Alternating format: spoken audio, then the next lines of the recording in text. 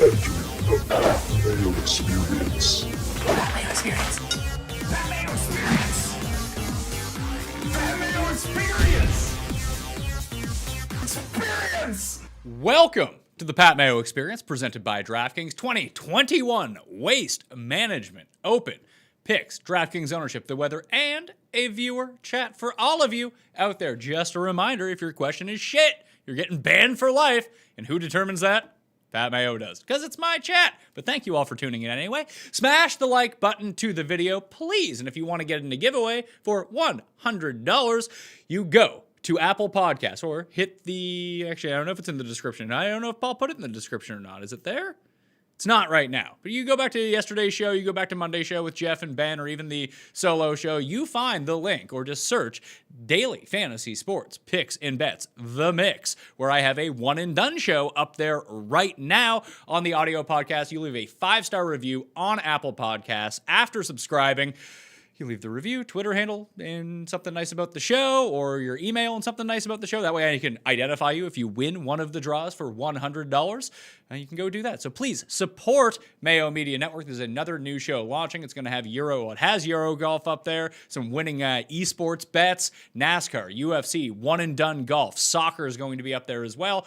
Short form content, to the point, let you know what is going on this week if you want to get some action on some of these other sports. Also, all of the information I provide today is going to be coming from FantasyNational.com. If you don't have a membership to FantasyNational.com yet, give your head a shake, pals. FantasyNational.com/Mayo. All the stats, all the tools, everything you need to get ahead in golf betting, golf DFS, or just understanding golf better. It's all there for you. The most customizable stat database on the planet, plus all of the great tools, the simulator, the modeling, the lineup generators. It's all there for you. So get that discount. Get your ass over to FantasyNational.com/Mayo. Let's kick it off with the picks for the week. Not a giant card for me, tell you the truth. As I discussed with Raza on the DraftKings show and with Ben, with Jeff on the betting show, I have a very poor handle on this week. I'm so scared of the 5 guys really at the top are just going to go, one of those guys is just going to go crazy and run away with this, that it's really limiting what I'm doing in the betting market and really how I'm adjusting for my DraftKings team. So maybe even just talking it out and hearing your questions this week can help me get a better grasp on it. But what I'm looking at right now is just hoping one of those guys doesn't win, going farther down the card and decreasing my exposure. So the 3 bets that I have in on outright winners: Bubba Watson, 50-1. Ricky Fowler, 50-1 with a top 5 each way along with Ricky, and Brooks Koepka, 55-1. Hopefully one of these guys recaptures their former glory and can go out and put a scare into Xander or Rahm or Rory or JT. No bombs as of yet. I will update the cheat sheet when I release it later on in the day if I add anything. There's one bet I'm thinking about putting on. It's John, top 10 or top 20, but I have not placed it as of yet, so can't give it out on the cheat sheet because I haven't actually placed the bet. So no bombs. Top 10 plays, Sebastian Munoz at 9-1. First round leaders, all with the top 5 each way. Number 1, I rarely dip below 100-1 in the first round leader market, but I'm going with Bubba at 50-1. He's minus 49 in 14 first rounds at the Waste Management Open. He's a hot starter in Phoenix, so if I'm going to bet him to win, I might as well try to capitalize on him going ham in the first round as well. So he's 50-1 with the top 5 each way. Charlie Hoffman, I don't want to use him on DraftKings or bet him because he might withdraw, but hey, give me a first round leader on old Chucky Hoff, 100-1. James Hahn, 110-1. Killa Keith Mitchell, 160. Nasty Nate Lashley, 200-1. Local guy. And Grayson Murray, 225-1 for the first round leader market. And the one and done this week, in our small one and done, I took Xander Schauffele, Jeff took Webb Simpson, and Cuss took Louis Oosthuizen. I will probably not be using Xander Schauffele in the giant race for the Mayo Cup. Again, you can hit up Mayo Media Network, the YouTube channel, which you should help us out and subscribe to, by the way, because that short video that's also in podcast form is up there right now, too, where I talk through what I think that people are going to do in the one and done this week. It's like a 10-minute video to the point, let you know like where I'm thinking and what the ownership might end up being for the one and done. So please go check that out as well, even after you're done this, or hell, you can tune out of this, tune back in later, and go check that out now, or sub to that podcast, Daily Fantasy Sports Picks and Bets, The Mix. Thank you. Weather for the week. not much on the weather front. Not a whole lot of wind. It looks like it's going to be nice and sunny. The most wind I see over the course of the 4 days is at 5 o'clock on Thursday, where it might get up to 10 miles per hour. So it's going to be very calm conditions in Phoenix. It's not going to be cold. It's not going to be rainy. Seems perfect for golf, to tell you the truth. It's going to be in like the mid 60s most of the week. It might breach up, maybe into the high 50s in some of the mornings. We'll see about that, though. But I wouldn't be too concerned about weather whatsoever. Not worried about an AM/PM draw. I've put the link to the wind finder tower I used to get this research into the live chat if you want to check that out right now. DraftKings ownership from FantasyNational.com right now. The 5 highest owned players we're looking at for the moment, and again, this is still on Wednesday afternoon. People are still yet to generate lineups. Just over 10,000 total lineups have been generated by players on FantasyNational.com for DraftKings right now. By the end of Wednesday, that's probably going to be like 25,000. So bigger sample, more accurate data to work off of. But right now, the most generated players in lineups: Daniel Hauscherberger, John Rahm, Justin Thomas, Xander Schauffele, and Will Zistril Zalatoris will be your top 5. At least that's what it's looking at right now. If we just kind of go into little pockets, it looks like Bubba is going to be the highest owned of the 8K guys. Russell Henley also trending up with a lot of ownership. Corey Connors, Max Homa, and Sam Burns, along with Norlander and Kirk in the 7s, garnering a lot of interest, as is Brennan Steele. And Sebastian Munoz down at the very bottom might crack double digits.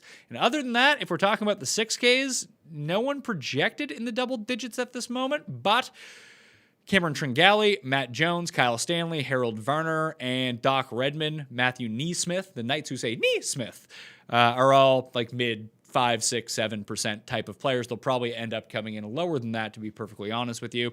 I have my pivots column up on ftndaily.com right now if you want to check that out. So ftndaily.com, you should see it right away going up there underneath the golf section. And the one player who really stuck out to me, and I triple-checked this a whole bunch of times to see where the interest was resting, and it actually makes a lot of empirical sense once you figure out how people actually have to construct their lineups. But I'm not saying this guy's going to be like 3% or even 7%, but like 9, 10, 11, 12%, like that range. Hideki Matsuyama at $9,800. And I was like, how are people not making Hideki chalk this week? No, he didn't have a great tournament at Farmers last week. But when you look back at his 2 wins at this course, he didn't have a good week at the Farmers those weeks either. Last time we saw him previously to the Farmers Insurance Open was at the Sony Open, where he couldn't make a putt, yet led the field in tee to green. We know he can putt here, at least. He's done it in the past, which is something always to watch out for. But he's played 25 rounds in his career in Phoenix. He's been under par in those rounds in 24 of them. I can see myself starting a lot of lineups with Hideki and just basically going full fade on the 10K guys and hoping one of those guys doesn't win. I think that Xander is the safest of those guys. Obviously, they can all win this event, so you have to get a lot of luck that way. But if Hideki's going to be like legit, like 12% owned here, I don't see why you wouldn't use him. And again, it makes sense. All of the guys above $10,000, I thought initially that Rory might come in under owned, but it's not looking that way at all. Like they're all going to press like 17% ownership. So a lot of people are basically taking one of those guys and then going directly to Daniel Berger and using Daniel Berger in their lineups at $9,600, or they're double pairing up inside of the top over $10,000. Now, you can definitely make your teams that way, and it can be a very viable strategy. It'll just be more common than I think a lot of people are thinking right now. But because Berger is likely to be the highest owned guy on the slate, probably the most popular one and done pick this week, although he has been used in a lot of places, and Webb Simpson. So Berger's $200 less than Hideki. Webb Simpson, who's coming in around like 18% ownership, more than likely, at $300 more than Hideki. He's just getting sandwiched out of the DraftKings pricing. So I thought that was really interesting. And then even at the bottom where you have Im and English and Palmer, like those guys aren't going to be highly owned either. I doubt they crack double digits, to be perfectly honest with you. So pivots in the 9K range, if you can stomach it, could be a nice way to give yourself some leverage with guys that are clearly a tier 2 versus the top 4 and Webb if we want to chunk all those guys together. But we've seen sort of like the tier 2 superstar win this event in the past. Those are the guys who end up winning. You got Brooks before Brooks was Brooks. And listen, I bet Brooks this week. I still think that he can be Brooks. But I wouldn't be putting him in like cash game lineups or single entries on DraftKings this week because it's very volatile when it comes down to him. But you've seen Ricky win in the past, Hideki win in the past, Gary Woodland win in the past. So it's not just John Rahm who wins every year. In fact, he's never actually won this tournament, despite never coming worse than, I think it's 16th. Xander's never finished outside the top 25. These guys can still be good, but you can still get away with fading them if they don't end up winning or coming in second, and you get the guy who does end up winning. So I think there's a lot of strategy going on this week because, as I discussed with Ben on that show, that it's just really tough to make lineups this week and hard to cross people off your list and leave them out of your lineups because you can make a very compelling case for a lot of these players at their price point. The prices seem pretty dead on here. As it goes down to it. So the only other sort of thing that I've looked at, Matthew Wolff is 87%. Obviously, he's dealing with the blisters on his hand from Torrey Pines last week. That might make me end up full fading him. I don't know if I want to go with a guy that maybe he can just wear a glove and it's all fine. And maybe last week was just overblown because he was out of contention. He's like, screw this. I'm just going to go on to next week. I do like his skill set for the course. He actually made the cut here as an amateur. Missed the cut a year ago. And I think that it's just the pricing with him for me doesn't work out at $8,700. Like, I'd rather play Brooks. I'd rather play Bubba. I'd rather play Ricky. And honestly, I'd probably rather play Louis at those all similar price points than gamble on Matthew Wolff, who I don't know where his health status is at. All things being equal, yes, you're going to get the lowest owned percentage on him, but he's not like significantly lower than Louis or Brooks at this point. So if it was like he's 1%, everyone else is 10% or 15%, I feel like that would be a lot different game theory wise. But if you have equivalent options at the same ownership and no health risk associated with them, I just don't see why you would need to gamble on it. I'd be far more willing to gamble on someone like Jason Day, who's going completely unowned, surrounded by very chalky options at a cheaper price point. That is far more compelling to me than Matthew Wolff at a higher price point amongst guys who I want to use anyway. So now that's my quick take on those guys and their health status coming into the week. Let's jump over to the live chat to see if anyone's over there right now. Oh, there we go. We got some questions right now. Any Augie love? Jog Augustine? No, not really. Who are your 5 favorite players below $7,000 on DraftKings this week? I don't know, because if I do go with the theory that I'm going, and it's not to say that I'm not going to use guys above $10,000. I don't want to make it seem that way, but I think my main lineups will probably, if I do go above 10K, it'll probably be Xander. I think that's where I've come down on just because he's been so safe. 5 top 5 finishes in his past 7 starts. He's made the cut in a full calendar year. He hasn't missed a cut. So maybe this is a spot where he can go out and miss. I don't know. He just seems the safest floor option. But if I'm starting my teams with Hideki, which I think that I might end up doing, I don't see a whole lot of reason to go down into the $6,500, even $6,800 range. So that would leave me, and you can check out my cheat sheet. It's up right now on dknation.com, to have either or Munoz at 7,200 and 7,100 as my cheapest guys back end players in these lineups. But if you are going to go down into the 6s, you got Keegan at 69. I can always be talked into some Keegan Bradley life. Keith Mitchell at 64, Will Gordon at 63, Patty Harrington at 62. I have a star next to Davis Riley and Grayson Murray right now, but I'm probably going to pass on those guys for DraftKings purposes. I just don't trust them at all. And even if they do have a good round and make the cut, their blow potential is so high.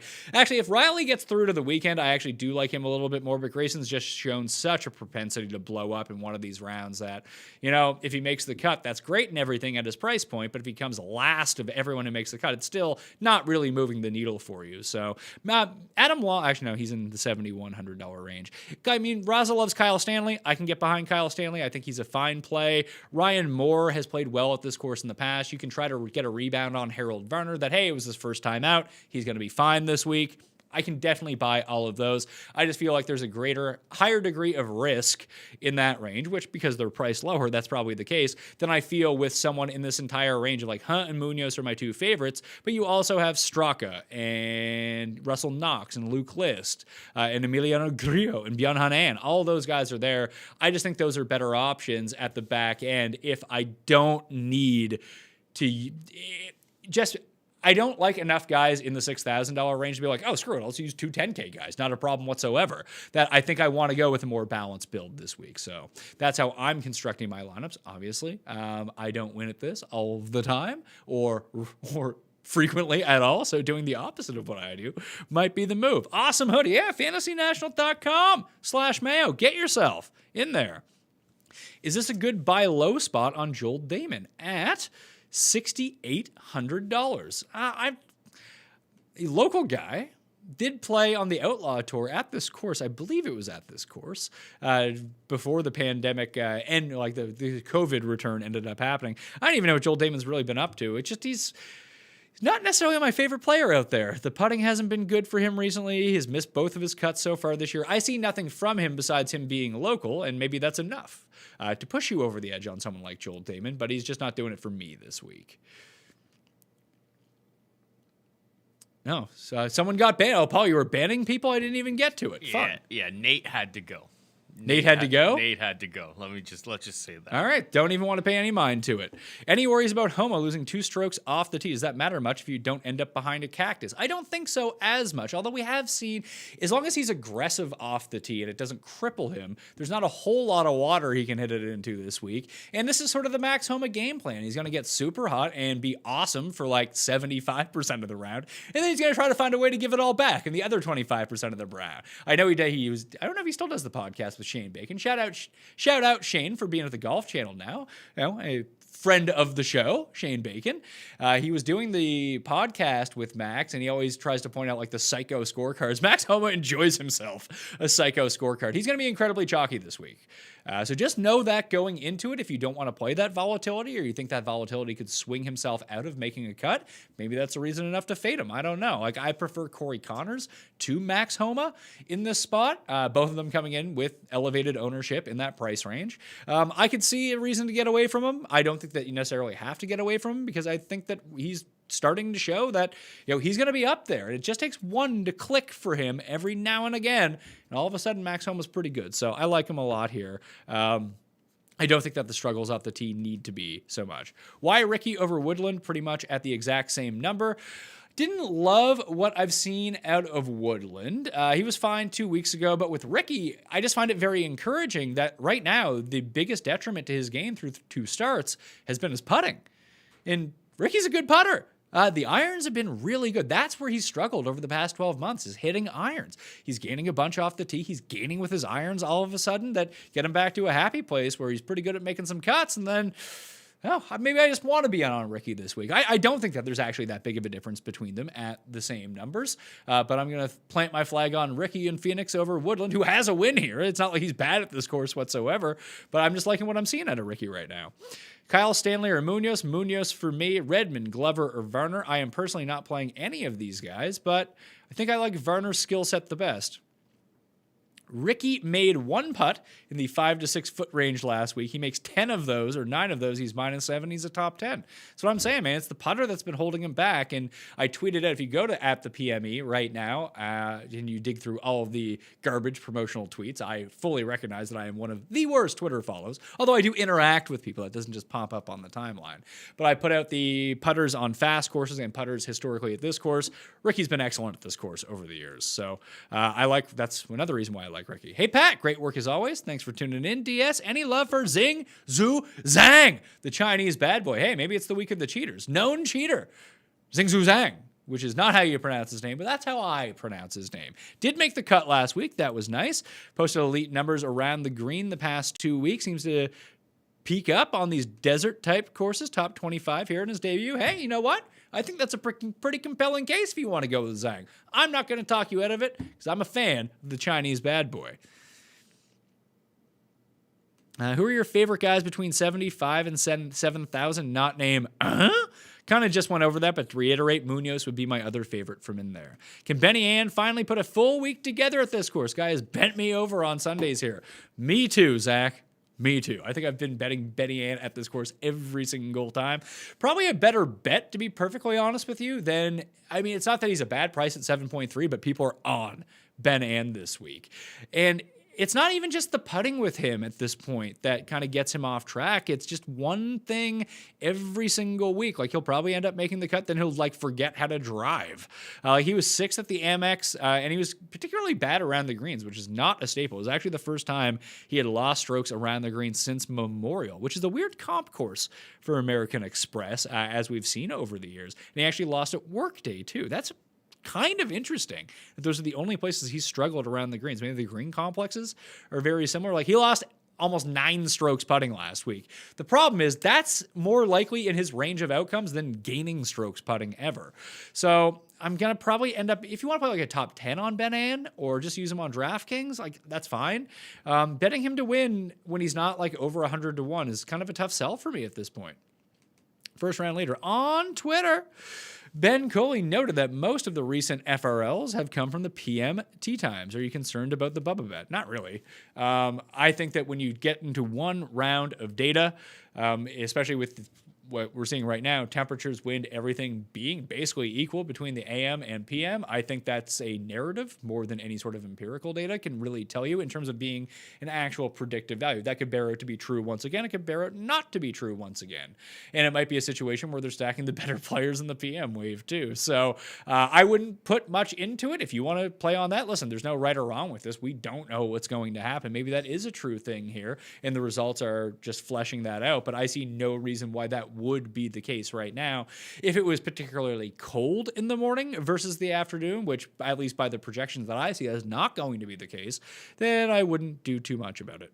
I missed the beginning, so I apologize if you mentioned it. What do you think of Zalatoris? Everyone seems to be on him, but ownership projections I've seen don't seem too high. Fantasy National is number 5 in terms of overall projections this week. I think that he's more of a darling in the betting market, and people don't need, if people bet him, maybe they don't feel the need to play him on DraftKings. I think he's going to be incredibly popular. I'd say for sure above 15%, maybe pushing 20% in larger contests this week. So I don't know if I'm going to use him or not, or if whether or not I'm going to end up betting. I know Jeff bet him, so you can get him on that. And like I said, like you said, he's a very popular play this week. Pat, does Russell Henley bounce back from a missed cut last week? I mean, maybe. Things happen in golf that I don't necessarily see coming. The irons have been good. Not a coastal course where you generally want Russell Henley, but all the numbers reflect him over the past 24 rounds. I actually believe he's still number 1 in the modeling, so the stats love Russell Henley this week. It's just he's not doing it for me. Fade Willie Z with all the hype this week. I think on DraftKings I probably will end up fading him, and then I'm going to look on Sunday, and he's going to be inside the top 5, and I'm going to be like, that was dumb to fade Will Zalatoris.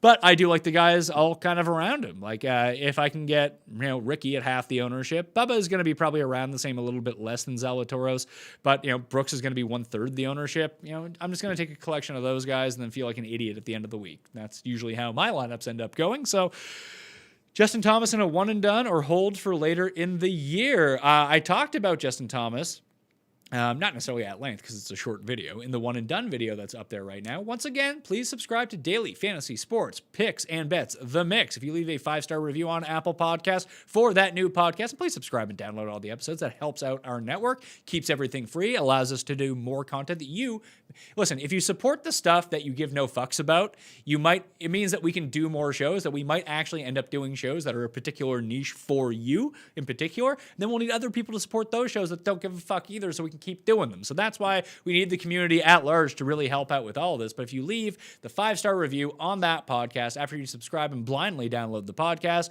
leave your Twitter handle, something nice, email address so I can contact you if you win, you're gonna draw for $100. So I'll just PayPal that to you and we're good to go. We might do multiple draws up there too. And hey, maybe you like Euro golf and you want to know more about it. Maybe you like the UFC and want to know more about it. Maybe you want to check out the one and done and do more about it. I don't think anyone's going to use Justin Thomas in the one and done. And that's what makes him a very compelling guy this week. To me, I don't know if I can pull the trigger on him because there's only so many guys that you can use at these big events. And the way that I kind of explain it is, yes, if Justin Thomas wins the Masters and you don't have him to use and other people use it, you're going to fall way behind.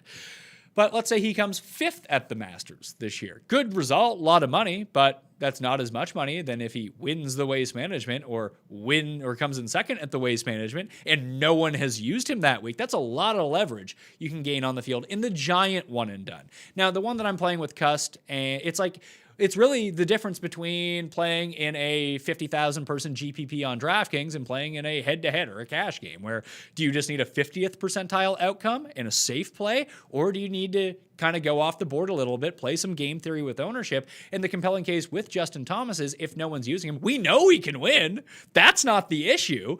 So do you worry that he's coming back from the Middle East? Yeah, sure. Do you worry that he's coming off a missed cut? Sure, but this is the same reason that no one is using him this week. And if but let me ask you this, and maybe this is the single best way that you can think about the one and done.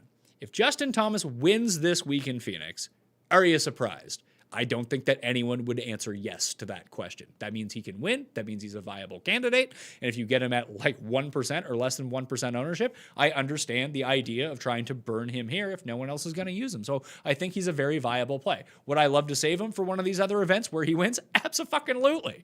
But I'm bad enough at predicting winners as it is anyway. And when you get him into those other events, it's not just for elite players, it's every elite player in the world at those events. So his chances of winning this tournament are actually higher than those other ones. So those are all different ways that you can think about the one and done going forward. How many players do you typically start on Fantasy National Golf Clubs? That change by tournament? It does change by tournament. Like where I have such a bad grasp this week, and Ben and I actually talked about this offline after we were done the show, because I was really trying to grill him on like, hey, what did I do this week? Like I want to play some bucks. I want to build some lineups, but I want to play everyone. And he actually kind of mentioned it's kind of a week to pull a cust, plant your flag, and really reduce your core. So normally I usually have between like 17 and 22 guys in my core for 20 or 25 lineups. The fewer the amount of lineups, the fewer amount of players you actually want to play. And last week I had a few more because I wanted to play so many Rahm and Rory lineups, and I had guys in the $6,000 range I really liked. But I know that they're highly volatile, and just shoving all in on one guy in the $6,000 range is never a great move. So I went very heavy on Rory and Rahm and played them in like 75% of lineups. I wish I played them together more because it allowed me to build in the 6,000 range where I had like 6 guys, and in the low 7s where like I had another 3, and basically I just mix and mash all those guys together. So I had more players by and large in my lineups last week because of the structure of lineup I wanted to build. I knew who my core top guys were, and I knew who I liked from that range, but had no real conviction. So I could narrow it down to like 7 or 8 guys, and then basically just play shuffle throughout my lineups and hopefully hit the right combination. This week, for me, I'm probably going to end up making a stand on how I end up playing my lineup. So for 20 lineups, I might only have like 14 guys. That's the way that I'm thinking about playing it right now. I haven't generated any lineups yet. I think I can tell you right now how many guys I have stars next to. It is 18 players right now, but I have no one above $10,000 starred at the moment. And that will likely change by the time I end up going to do lineups. So that's the move. Any interest in Bo Hogg or Harry Higgs? Not particularly this week. Snake draft. Not doing a snake draft live on the show. It really distracted me last week, and I felt like it detracted from the show. Also, when you do single entries, do you have one lineup for all of them, or do you multiples? I wish I had done. I usually try to do at the higher stakes one, because I'll play in the $200, which I'll review on Sunday, as you can laugh at me as I lose another $200 in that contest. And then I won't do the $100 single entry, which I'll play a different lineup floor, and that one will win, but that's not the one I'm reviewing, so it'll make me look like an even bigger moron and make it look like I'm lying. But you can go look me up on that one for the $100, because that lineup has been doing very well the past 2 weeks as opposed to the $200. But I try to play 2 different lineups. They have common players in them. I don't have a real strategy for it. I'm trying to develop a strategy, because I wanted to up my game this year. I had a lot of success in football playing the $100 and $200 and the $333 versus just dumping all my money in the $3 or the $20 or the Millionaire Maker and that kind of one. So I'm trying to imply that strategy into golf, because I had more success overall in golf versus football. That I'm hoping shrinking down the tournaments means, I'm not going to win $100,000, but I can win or come second in one of these tournaments, $5,000 or $10,000. Like, that's good enough for me. I'm playing less than $500 per week on this. So that would be nice for me going through it. Any evidence Steele won't suck this week and miss the cut? He's been striking the shit out of the ball the first 2 weeks. He's done that before and missed the cut here, but he has some nice performances here in the past too. I like Steele. Thoughts on Ryan Palmer? Ryan Palmer's going to be in my core. Trust me on that one. I might end up betting him this week too. This one just says Bo Hogg. That sounds like you're answering other people's questions, and we know the rules of the Pat Mayo chat is you answer other people's questions, you're banned for life. No one is asking you a question. They're asking me a question, and you're now clogging up the chat. You're getting a pass. I'm throwing that out there to the peoples as of right now. Since you're not banned, smash the like button while we're out there, all right? Who's your long shot to make it inside the top 20? I don't know what qualifies as a long shot, but Johnny, at 7,100 would probably be my guy who does that. And then going down the list, I don't have any top 20 bets in. It might be Killa Keith Mitchell, might be my guy at $6,400. The driving been really good for Killa Keith. That's not surprising, but now we're back on Bermuda. His jam, maybe he can make some putts this week. Luke List, 69, first round. All right, that's not a question. You might get banned for life, pal. Will Matsuyama bounce back this week? Already covered that. Any LaFerrand? Already covered that. Thoughts on Shez and ownership? No one's going to be using Shez this week, and myself included. I just don't like where he's at right now. Got him at 3% ownership. If you just want to search any of these ownerships and use all the tools, fantasynational.com/Mayo to do that right now. Let's see. Shez, bad off the tee at Sony, came 67th, lost 6 strokes putting. Couldn't strike an iron whatsoever or chip at Amex. I just don't like where he's at the moment, to tell you the truth. I'd like to see some love for him here. Any love for Adam Long? Yes. Price drop from 85 to 71 since he last played 2 weeks ago. He was a proponent of me losing money at American Express because he was in my lineup. He made the cut that week, but it was all putting related. The only reason he made the cut. I still like Adam Long, though. He's a good tee to green player when he can get it going. Played well at this tournament last year. Everyone seems to be off of him. Listen, he probably ends up making the list here with me. How do you feel about Steele? I like Steele. Any interest in Matt Jones this week? Used a lot of Matt Jones last week, made the cut, didn't really do anything on the weekend, kind of did not play well at all after the first round. I didn't really do a deep dive onto what he was up to. Gained off the tee, couldn't chip. Played well at the South Course last week. He's made 7 cuts in a row. That's pretty interesting. Let's see. In his career, not been great here. He did make 5 cuts in a row between 2012 and 2017, but no finish better than 12th, and after that, no finish better than 36th. Lost on approach the entire time. Did what Matt Jones normally does and gains a bunch off the tee. That's great. But lost strokes on approach in his 4 past events here, gained a bunch putting to kind of tread water and gained off the tee, like I mentioned. Missed the cut here a year ago. Now, obviously, he's playing a lot better than he was a year ago. So what was his lead-in form like last year? 2020, WMPO had made cuts coming in too, almost identical to what he had been doing so far this year. Although he had the 21st at Amex, he had the 11th at Sony. Those are better performances. Made the cut, came 40th. I don't hate him, but I don't love him at the same time. And usually that neutrality for me means he won't end up making it. Austin Cook, worth a play given the price. We're cramming 2 to 3 high price guys in. I think I like other guys better. I went through those. And he left for old Bob Shelton this week. I think this was a thing that Ben and I discussed yesterday. That old Robbie, has he ever strung together 2 good performances in a row in his career? Let's see, 25th at Sony, missed cut American Express, and then he came 16th at Farmers. Shriners and CJ Cup, 34th and 21st. He is very volatile. Came 3rd at the 3M, missed the cut the next time out at the Wyndham. Then he came 13th. The time to play Bob Shelton after he misses the cut this week is probably like next week at Pebble or something like that. I don't really know what to do with him, to tell you the God's honest truth. It doesn't seem like a lot of people are buying into what he did last week, and I'm kind of included in that. I like him long form, and listen, he's only $6,300. There are worse gambles out there than Robbie Shelton, but just based on his track record, based on what he's done in the past, I don't know if I love him to do much this week. Thoughts on Laird? Listen, you can always sign me up for a Marty party. Not first time loving it. However, I can say I think Laird might get some rub here. He's had a lot of success. He plays well at desert courses. I always like him better in windier conditions, and it doesn't seem like there's going to be a whole lot of wind this week. And as I mentioned, I like other guys in his range a lot more. Hey, Pat, first time listening here in a few months because your golf picks are trash. Oh, thanks. You're trash, pal. Thanks for tuning in, though. But I'm here for the entertainment, and I want to know what you think of Chalky, Homa, and Connors this week. Have a great day. You know what? You're kind of a piece of shit. I'm not going to answer that.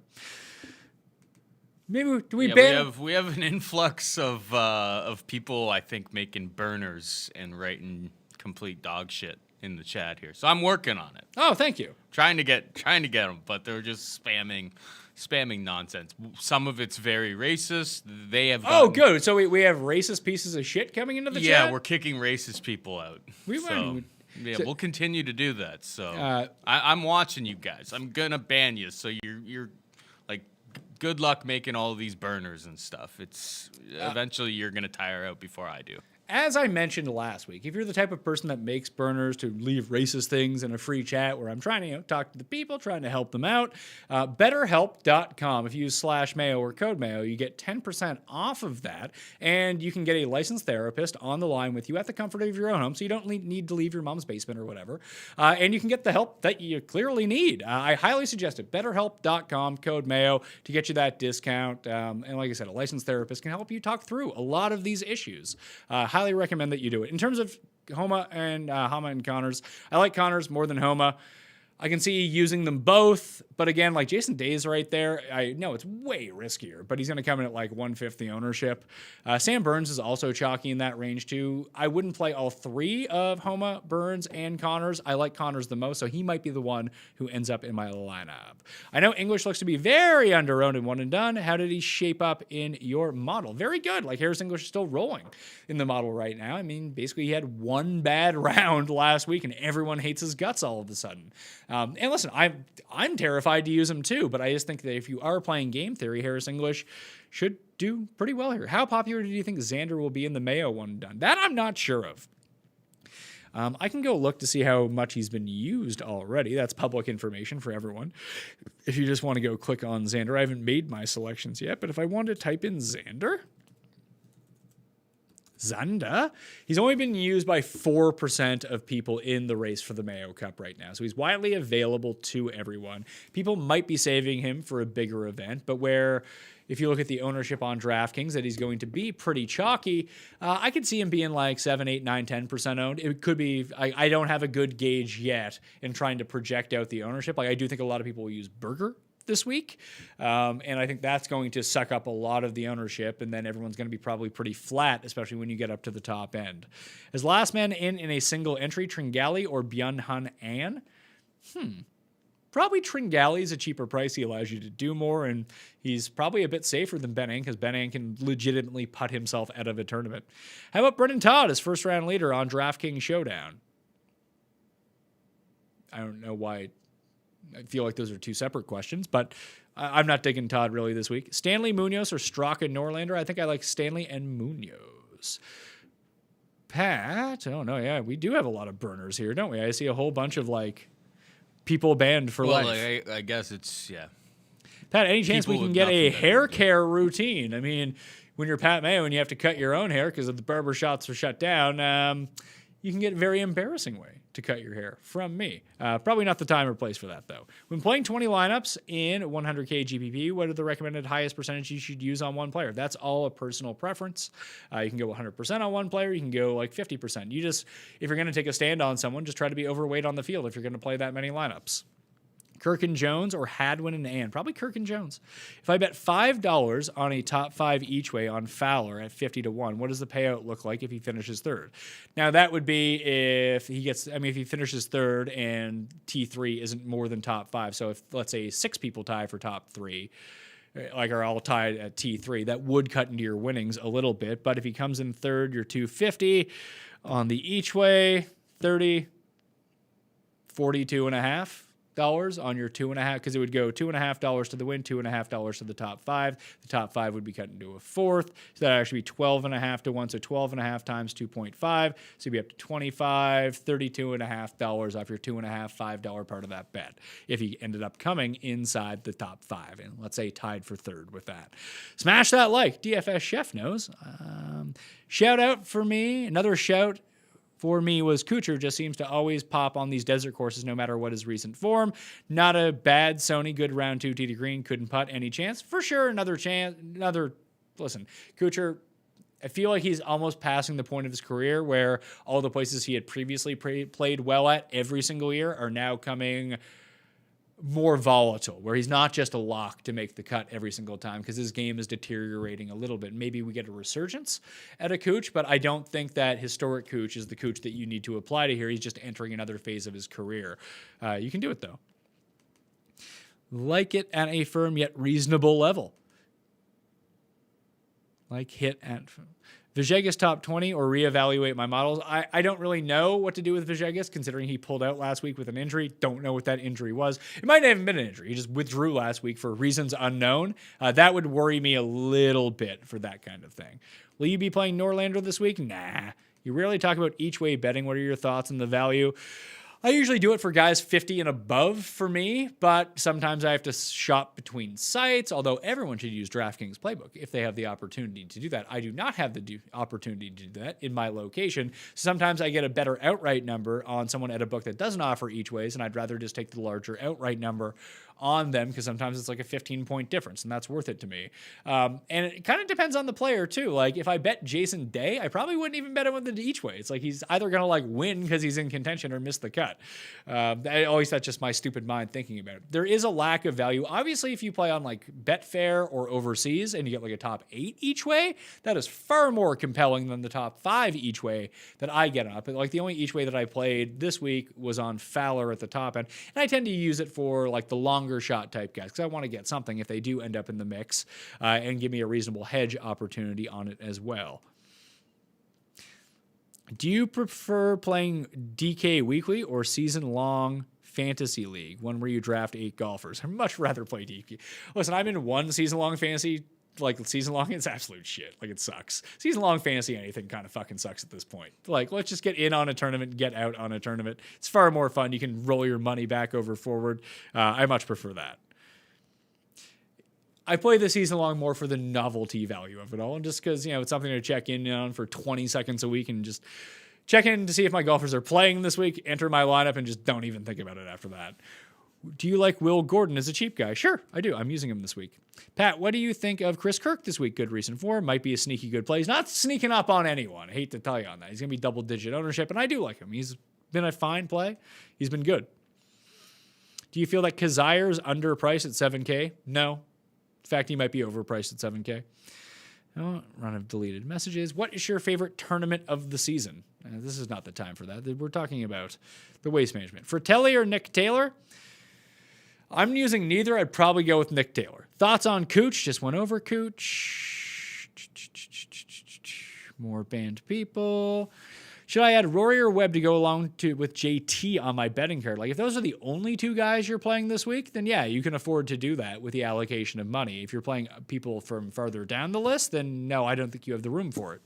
You have to actually figure out what your total ROI between all these guys, if they hit, is going to be based on your investment as well. I would go with Rory over Webb in this spot just because, and it depends on where you shop too. Like, I've seen Rory at 12. I like that 12 number on Rory.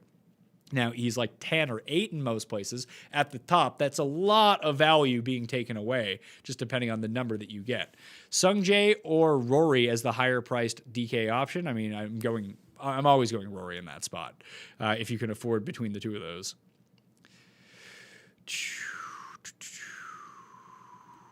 What about the glove? His par 5 scoring is great, and he can putt on these greens and is trending well. He's due, Pat. Then you use the glove. I got no real interest in him. Hadwin seems to be trending in the right direction. Now, I'd be curious to know what trending in the right direction means. Does that mean he's going to gain 6 strokes putting per 2 rounds, 2 strokes per round at an event? Is that trending in the right direction when you can't drive, can't hit an iron, and do everything with short game and putting? Maybe that can continue. I wouldn't bet on it. Any value on Laird outright, or should I stick to top 10s, 20s? Probably top 20s with that thing. Griot, a good pivot from chalky Ben-An. Yeah, let's go for it. They're like the same guy, so you might as well just go with the one. Although Griot's irons have been bad the past 2 events, so I'm just probably avoiding both of them. Webb or Berger? Webb. The Gooch, Varner, Burns, or Griot? Objectively, Burns. Hideki or Berger? I'm going Hideki in this spot. What else do we got here? We got people getting banned. Hideki or Berger? Hideki. Thoughts on these snake drafts that DK has been throwing out there this season? Those are kind of fun. I don't think I cash in any of them last week because I was trying to draft one live on the show. Maybe I'll throw one out to people who follow on Twitter tonight. Maybe I won't because maybe I'll be tired because I'm watching the challenge. But I might end up doing it. I think they're fun. And I think that they are a decent way to gauge value. Like if you're trying to understand DraftKings ownership a little bit, you can have projection systems and then like the data that we have on Fantasy National that's actually generated by the users and what they're actually doing. All good data points, but just throw 12 people into one of these snake drafts and see what the number one pick is taking. And see like on your second pick on that mid-level, what they're taking, I think can tell you a little bit about where ownership's going. So even if you do the $1 one, it's like paying $1 to go do it, and you can get money back on it. And I just think they're fun in general to do. So I like them. I actually do like them a lot. Thoughts on Seb Straka? DB from TJ loves them. Well, I don't care what other people love. That's one thing you should know about me. I love DB. DB was on the show 2 weeks ago. I love the Junkies. But I don't really care what they have to say in terms of who they're betting. I try not to listen to any of that because you tune into the Pat Mayo experience to tell you what Pat Mayo does. And since Pat Mayo's been a big loser, then you maybe just want to fade what I'm doing. I was big on Seb Straka last week. I used him a bunch. I bet him top 10. Obviously, he had a disastrous Saturday. Had a really nice Sunday. Could be good momentum going through. Tends to putt better on Bermuda. Has good driving distance. I like Seb Straka objectively. I'm glad to hear that DB is on him too. DB's a super sharp guy. So that does give me, hearing it after the fact, some good confidence on Seb Straka. Unfortunately, I like him less than I like Munoz and on DraftKings, who are both in the same area, so I'll have less of him than the other two guys. Filling out my outright card, trying for one from the top range, undecided on Xander or Rory. I would probably take Rory as an outright bet. Missed the beginning of the show, so forgive it. Would you attack Thursday Showdown FRL? How would you attack? With the... it doesn't even say... I already went over this, Vince. I have no real lean on it looking at it right now. For anything, the temperature might be up. Like it's going to be 68 at 4. It's going to be 64 at 11. Like that's not a major difference in terms of temperature. It might get windier, marginally windier later in the day, but not enough to affect it for me. Stacking a T-wave for Showdown is never a terrible idea because an advantage could open up and you could see a draw bias as it comes down to it because that just randomly happens from time to time. You get weather out of nowhere or just firmer conditions in the morning, softer conditions in the afternoon or vice versa. That could work out really well. So I'm never opposed to doing it, especially for a Showdown contest where you're only trying to isolate a single round. I just don't see any evidence that it's going to be a massive difference. Chris Kirk or Norlander? I like what Norlander did last week, but I'm going to go with Chris Kirk. Johnny question marks or Kazire? Come on, man. When you're listening to the Pat Mayo experience, we're going to rep our guy John in that spot. Do you ever play Monday qualifiers? I have a hard-on for Nick Hardy. No, I don't play Monday qualifiers. Thoughts on Brian Harmon? I'm just always a hard pass on Brian Harmon. Make him $7,400 and I have interest. I just like the other guys so much higher. Late to the party, so sorry. But can we get it? I already did the Han. You got to go rewind. I only got a voice for one of them per week. Seems like the Euro event this week is slowly taking some players over. Any shot PGA finds a new week in the future for this event? I don't know. This is the strongest field this tournament's ever had, so I doubt it. And this was always the week before. Farmers and Waste Management switched spots years ago. So it used to be Waste Management, then Farmers. I think Farmers, because it would draw like the highest end, like AKA Phil and Tiger would play those events, that they wanted to have it in the week where the NFL was off to get some eyes on Torrey Pines, because you would have Tiger in the field. It would lead to higher ratings, better turnout for everything. And Waste Management's just always, it's the most fun event of the year. It's a party, and I think it goes hand in hand because it even dictates it's Sunday tee time, so it doesn't conflict with the Super Bowl, that you can go have a party time, you can get out to the course, and it draws great attendance. It's the most attended event of the year when fans are allowed, or full fans are allowed every year. That I don't think they feel like it takes away at all from Super Bowl. It doesn't detract from then, and like I don't see a big problem with the quality of the field. And it's not like this is the first year that big names have gone overseas to go play at Saudi. Each of the 3 years with the Saudi, big names have gone over, and it's not like Dustin Johnson ever plays this event anyway, and he got Rory for the first time. So no, I don't think that's going to be an issue. Do you have Mackenzie Hughes in more than 40% of your lineups? I don't. Kuchar, the best pivot off Connor's chalk? No, I would say it's probably Jason Day. Jason Day or Cam Champ, who also no one is using. Or you can just go up, or just avoid that range. Any interest in Nylon Dylon Fratelli at 6,900? Gained a bunch of strokes tee to green last week and lost on the greens. I don't hate Fratelli, but again, I like that lower 7K region a little bit more than him. Stanley or Redmond? Stanley. Does the course play shorter than the yardage given the altitude? Thank you. A little bit, yes. Second in overall driving distance per drive at this event.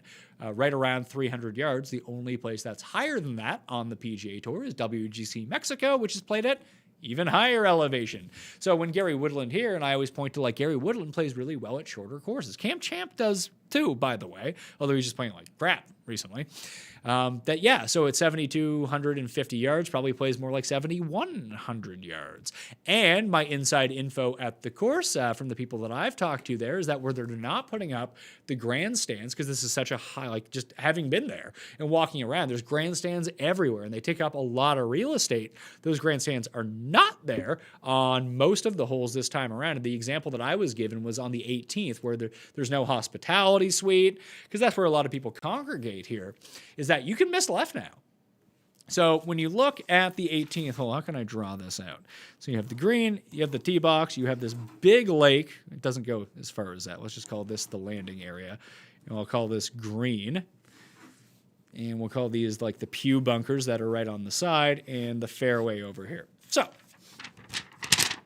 Pat's rudimentary drawing of how 18 looks. So here's the tee box, here's the fairway, here are the bunkers, here's the water, here's the landing area where the grandstands normally are, here's the green.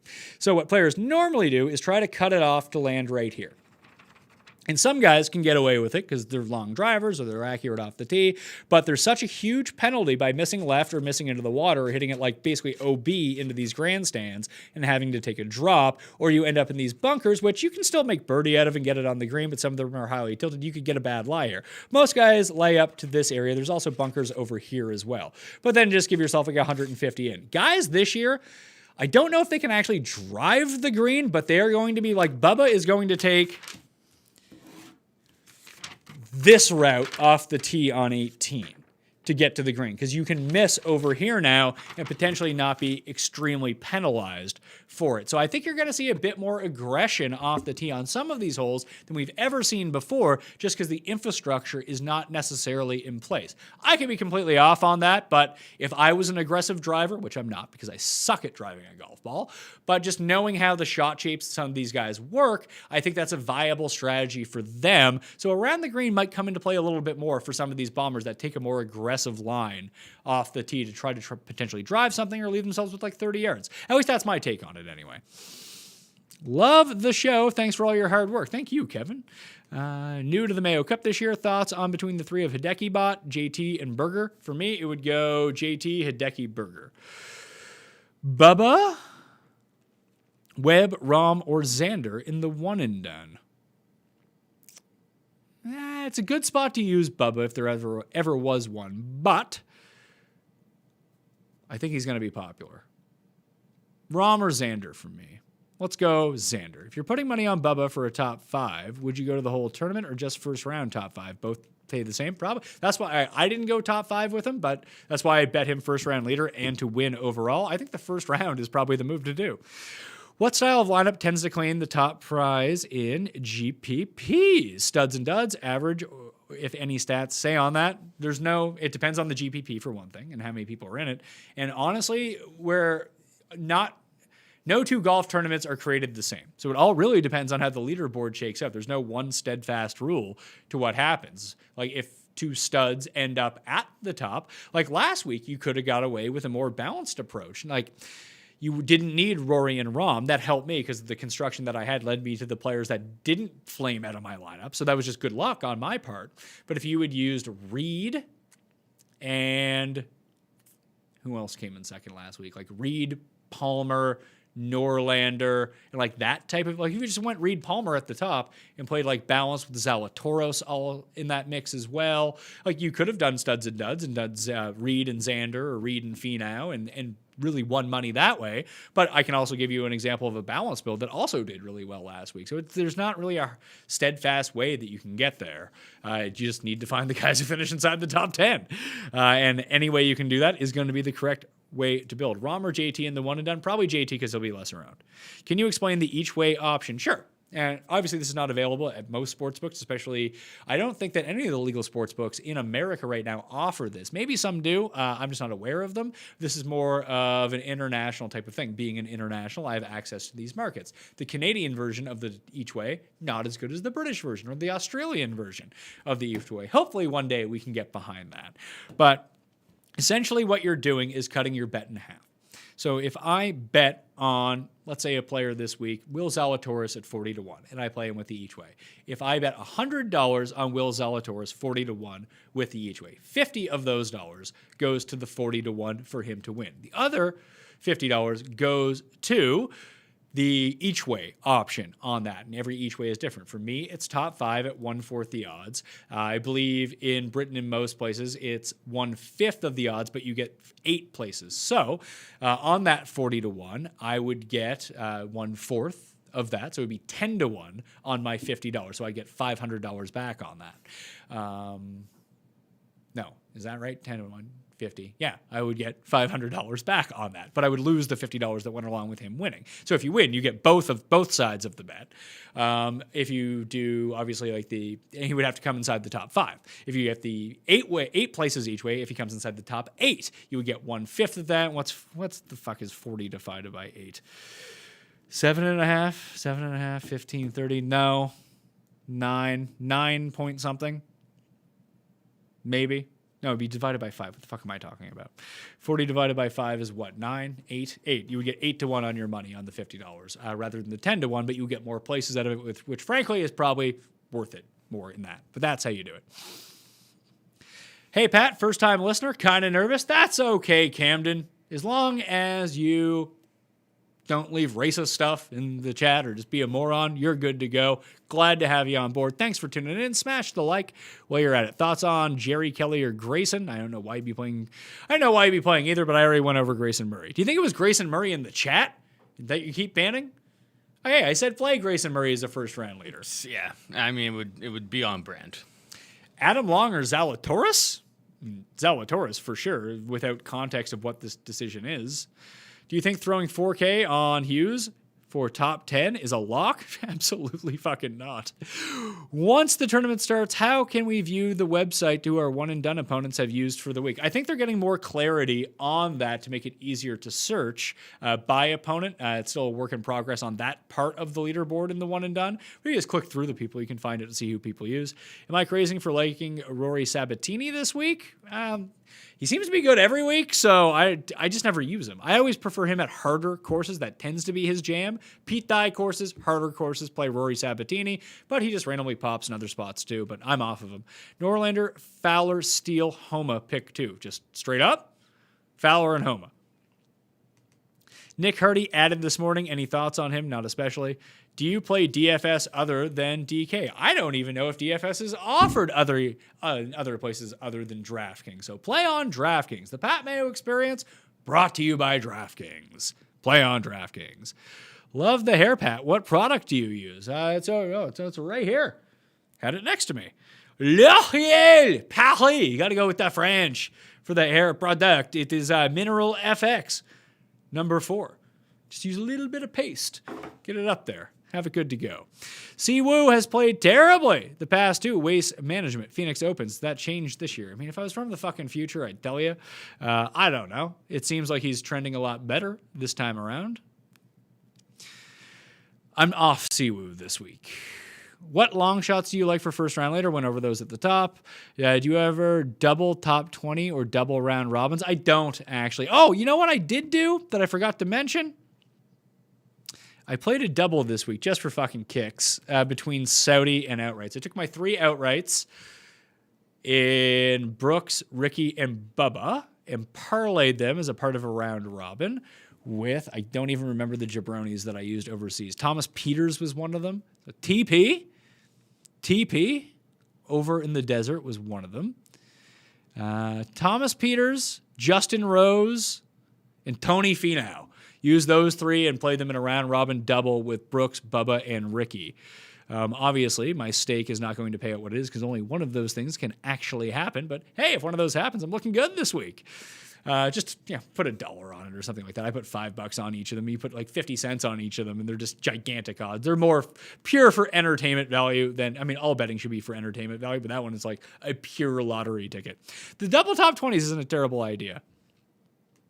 Just got off work. Thoughts about Michael Thompson? I'm not really on him. I have a good feeling about Bubba this week. Me too. Let's do it. You doing anything with Wyndham Clark? I didn't play him. Did I play him first round leader? Was he a part of that mix? I can't remember now. No. I might end up using him on DraftKings, though. He was the first round leader last year. New to this, what exactly does ownership mean? Ownership just means the amount that player is owned on DraftKings by the rest of the field. So if Xander is 20% owned, he is owned by 1/5 of the players playing in your tournament. And when we say chalky, we say guys that are highly owned, if that's what you're looking for. Thoughts on Party Marty? Went over that. Day rebound this week. I'm using them very minimally, but I am using them. Maybe warmer weather could be nice. Can PGA golfer play DFS since it's considered fantasy? I have no idea. You a big course history guy? Absolutely not. There are certain courses over time that draw similar fields that course history tends to lean a little bit higher. Augusta being the most prime example of that. Waste management, in terms of the course history rankings, is something you can put into slightly, but I would just prefer to ride recent form, look at the stats that tend to do well over course history. I'm not saying that I don't weight it whatsoever. I do like to look at it and see who's done well. I more or less use course history, not necessarily for an individual, but to group players together to see what sort of skill set tends to do well at this course that aren't the absolute best players. Like, I don't care if, just look at Xander last week. Missed 4 or 5 cuts at Torrey Pines over the course of his career. He's a top fucking 5 player in the world. You put him anywhere, he can play well. Tony Finau did not have a lot of success at waste management before last year. Fade Tony Finau. He doesn't play well at this course. Oh, he came second? Because he's fucking good. It means more, I think, for your mid-range player and your low-end player in terms of course history. The good players will play good almost everywhere in the right week. Just because they miss a cut doesn't mean they don't like that course. It just means they didn't play great. And frankly, that's the variance that comes along with golf. Thoughts on Notebook? Oh, this guy wants to get banned. He's new to the show. I'm not going to ban him yet, but these are the types of questions that get you fucking banned for life. C, woo, or Kuchar? Neither. Did you make any futures for U.S. Open after Torrey? I did not. I'm still hitting Woodland and Ryan Palmer. Those are the two that I gave out on the Futures show. Who's your number one bet to win? Bubba Watson. I don't have a number one bet to win. That's not how I bet. Will Gordon, first round leader? I can dig that. Did I end up playing him? I didn't end up playing first round leader. Maybe I'll add to the first round leader card. Are you buying the sudden resurgence of Sam Ryder? I'm not hating it. I don't think I actually mentioned him in the 6K range, but he is someone that if I was going to go stars and scrubs, I would probably sprinkle in. The ball striking was back last week. It's what you like to see. Should we smash the like button? Yes, Dane. Everyone should smash the like button. Thoughts regarding strategy? If you're doing good in one and done so far, do you pick higher owned players? I would not worry about ownership in one and done just because you're leading so far. We're through 3 events. We got 28 more to go. Just keep trying to add to your totals. If we get to like the final 4 or 5 events, then start worrying about where you're at in the one and done if you're a leader. Now, if you're like completely out of it in 8 weeks' time, then you can start taking longer shots and using people no one else has. But if you're up in the one and done, just keep doing what you're doing. Head down, try to pick some winners. That is the whole goal of the one and done. People overthink this stuff way too much. It's even akin to the DraftKings ownership. All I'm basically telling you in terms of the ownership is don't use the 6 most popular guys. And if you do want to create some leverage, these are the guys that you can get off of and maybe fade them because you don't have as good of a feeling as the rest of the field does on them. So that's basically what I'm looking at for that. And if you are out of the one and done, I had a meeting this morning that maybe there is a second one and done coming in season that's a bit shorter. And maybe you pick 2 guys per week that if you're out of it, it's something else you can go back into. Just turned on. Are you going over the Euro Tour field? No, there's a exclusive European Tour show on Mayo Media Network right now. I don't follow the European Tour closely, at least the back end of it. I know who the big guys are. I don't know the back end as much. Skylar Hoke, Tom Jacobs, they do exclusive Euro Tour stuff. You can also find that podcast-wise, on daily fantasy sports picks and bets. The Mix. You leave a rating, review on Apple Podcasts right now with your Twitter handle. You're going to draw for $100.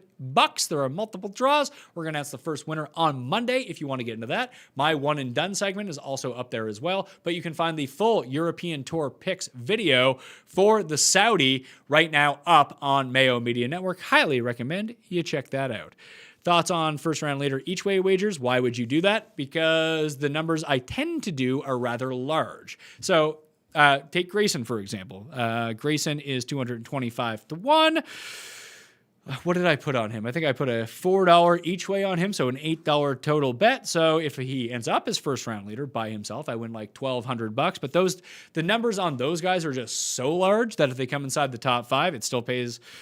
Fuck, on 225, I think it pays like 225, so that's 50 to 1, 52.5 to 1. To get up there a little bit more, no, it'd be 55 to 1 on $4. So on a $4 bet, if he comes third after the first round, I still get paid out like $225. I'd say it's pretty decent. That's why I like the longer shot each ways on those guys. And even if you take like 8 guys per week and each way them to all the same dollar amount, you'll win money if one of those guys finishes inside the top 5 by and large most of the time if you take guys who are all over 100 to 1. Do you think Van Rooyen finishes MC or made cut? Made cut. Let's go. How do you feel about the Todd Father? I'm out on the Todd Father. Why is DFS golf so much more fun than NBA DFS? Because it's a bigger crapshoot. Anyone can win. If you want to play DFS NBA full time, why don't play DFS NBA? That you need to be paying attention 30 minutes before lineup lock to lock on every start of every slate, because the biggest advantages are open once the star is out or this guy is out in this rotation. And now this cheap guy opens up that allows you a much different build. And maybe the defense on the perimeter has changed because this one guy is out, allowing more minutes to this guy in a different rotation on the other side. You got to be on top of this shit. With golf, you can like legit pick 6 guys and you might win. That's why it's more fun. And it is 4 days long. That you get 4 days for your buck and you get a sweat every single day. It's just more fun. It's structured the most like football, which I think personally makes it more fun for everyone to play. Do you know your second name is a place in Ireland? Mayo County, Ireland. Absolutely. It's where my it wouldn't be a clan if it wasn't Scottish. I don't know what the Irish is, but originally my ancestors are from Mayo County, Ireland. Do you talk about football? Not on this golf show, but yeah, you can go check out the 2-hour-long preview for the Super Bowl that came out yesterday on the Pat Mayo Experience audio feed and on Mayo Media Network. We have a DraftKings Showdown show coming out, I believe, tomorrow evening, and then a gigantic betting show on Friday with myself, Brad Evans, Jeff Radcliffe, also a bunch of contributors from FTN giving their favorite prop bet for the Super Bowl, and, spoiler alert, I actually have the guy who is the head of DraftKings Sportsbook coming on to talk about where all the handle is going on the Super Bowl at DraftKings Sportsbook and see where all the money is coming in. So that's going to be a part of Friday's show as well. So a ton of football content. And, you know, when football's in season, we do 7 days a week. So you're never going to miss out on football that way. Is this a good course for Harold Varner to turn around? Stats say yes. My eye test says I don't know because I couldn't see him fucking play last week because there was no cameras on him. But he was not good in his return. Thoughts on Davis Riley? Bit volatile, hasn't been good in ages. Prefer him at harder courses. What's the hoodie? Fantasy National Golf Club. There's the Moose Antlers. The Moose, the creator of Fantasy National Golf Club, for all the stats, all the tools, all the ownership, and just fun for golf. You play more than $10 a week, DraftKings, betting, whatever, you need to get a Fantasy National membership. You're doing yourself a disservice by not having a Fantasy National membership. FantasyNational.com/Mayo. Get you the discount, which would make it $8 a week if you were on the weekly plan. But if you're on the monthly or the annual, it's much cheaper than that per week. So highly recommend you go check that out. Sungjae or Burger, Sungjae, Fungjae, Im. Any shows coming up with Cam, preferably another Cuss Corner. Cam is on. We launched a daily fantasy and betting hockey show that runs Monday, Tuesday, Wednesday, Thursday, Friday, Saturday. It's been doing really well so far. The guys are actually hitting an incredible, far more profitable watching that show than this show. Trust me on that. But Cam is on with me every single Friday. We'll work Cam back into the mix. So Cam is a very busy man. And I would love that we're still under lockdown order, so we can't have people come inside we can only have a maximum of 5 people inside of our bubble, and we try to keep our bubble double tight here, so we're not breaking any rules. Cam is not currently a part of that bubble, and he lives really far away. That I would love to have him on soon because I love Cam. Maybe after football ends and we start getting into the home stretch, we'll have Cam back on. Maybe you can join Jeff and I for a betting show coming up because I love Cam. But you can catch him every single Friday with Meanie on Mayo Media Network on the Hockey Show. Or if you subscribe to Fantasy Hockey Picks and Bets, much appreciate you go do that too, because supporting Mayo Media Network and all these other platforms, like I said, even if you don't give a fuck about hockey or esports or whatever, if you have the bandwidth because you're on Wi-Fi to download these episodes or smash the like on them or give them a view, that means we can do more content, sell to more advertisers, create more content, and eventually coming down the line, we might have more stuff that you're interested in too if you help support the passion projects of the other people. And the community at Mayo Media Network has been glorious. I thank everyone for all their support. It's really allowed us to grow much faster than I thought that we would do. But at the same time, if I'm paying for all this stuff out of pocket, I don't want to be left being the guy who bought GameStop the minute before it went down $300 at the same time. So it has to be cost effective, and the more support we can generate behind all of this stuff, the more appealing it is to help pay for these shows as well. But a lot of people are interested in working and doing content for the network, and you showing your support for them, even if you're not interested in their product, like I mentioned, really goes a long way. I really appreciate it. I know Paul really appreciates it. That's how you can really help us out, and that's how we keep everything free at the same time. I don't want to do paywalled stuff. That's not my game. I like to provide content that's free for everyone, and I want to keep it that way. Why do you have Eddie Murphy poster in the background? That's Eddie Murphy, and that's not even Party All the Time. That's Eddie Murphy, Put Your Mouth on Me. So yeah, that's a classic vinyl. Odds on an Albatross this week? Who cares? How do I free my friend Carl from his wife to be able to play DFS and Call of Duty? I don't know. Your friend is playing a bunch of Call of Duty. The only people I know that still play Call of Duty and are like concerned about it are people in their mid-30s who live at home with their parents. It seems like a younger man's game. I don't see where people get time to. Now I play DFS. That's my one thing. To do both of them and allocate that much time towards it, my wife would kill me. I would kill my wife if she was doing that. Like, that's craziness. We got kids. Love the one and done video. In a 33-person one and done, would you always pick out of the top 5 each week? I think I would.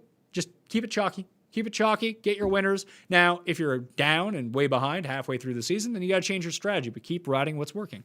Zalatoris or Scotty? The answer game theory-wise is Scotty, but I'm still going to go Zalatoris. Love the MMA show. There you go. Getting some love, Paul. Woo!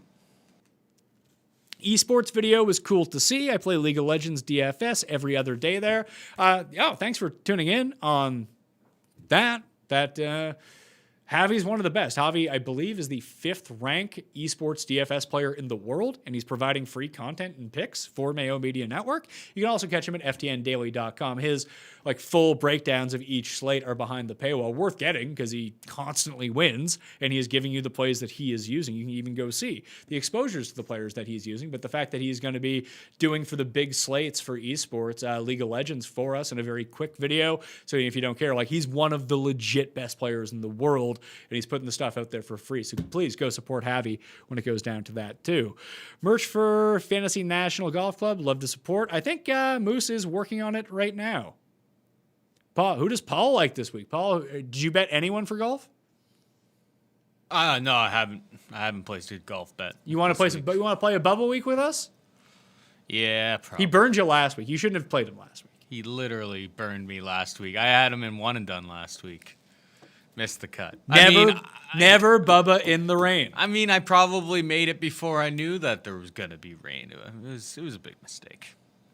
Did we know that there was going to be rain on Wednesday when we did this show? We did. No, I'm an idiot then. Let's just leave it at that. You know what? I'm gonna place a Bubba week. Bubba week. Let's go. And bet him first round leader too. Because he's still 50-1 for that. He's 50-1 to win, 50-1 first round leader. Spieth, Day, or Koepka, first one to have a legit finish. Koepka, I mean, Brooks Koepka just had back-to-back top 10s 4 events ago. He's fine. Brooks and Day are both still a cut above where Spieth is at right now. It's not even close to me. Speaking of Bubba or Ricky? For a bet for DraftKings, I don't know what you're talking about here. I like Bubba more than Ricky, but I like them both this week. I bet them both. I'm using them both. For one and done, Ricky might actually get lesser owned than Bubba, so we'll see about that. That'll do it for me on the Pat Mayo Experience. Thank you all for tuning in. Smash the like. I'm going to keep hammering it home. Subscribe to daily fantasy sports picks and bets, The Mix, where you get a compilation of all the other sports going on, including my one and done picks, all in short form. You can find the videos up on Mayo Media Network. Please sub to that right now. And sub to the audio podcast. Leave the 5-star review, something you like about the show, Twitter handle, email address, and you're in the draw for $100. So please go do that for now. For one and done, what's your luck? I'm not giving you my fucking picks for one and done. If that had been the case, everyone would have had Patrick Reed in the one and done last week. But I do have the one and done video where I talk through where I'm around without giving away my picks. I'm playing against you guys in that. Get my Americano just into me. Get those shots of espresso going. But thank you all for tuning in. Become a member of FantasyNational.com right now. FantasyNational.com/Mayo. Get you the discount. My cheat sheet up on DKPlaybook.com. Pivot plays up on FTNDaily.com and all of the other stuff, including the spread picks football show. More football this week. All of the golf shows up on Mayo Media Network and the Pat Mayo Experience podcast feed. Thank you all for watching. I'll see you next time.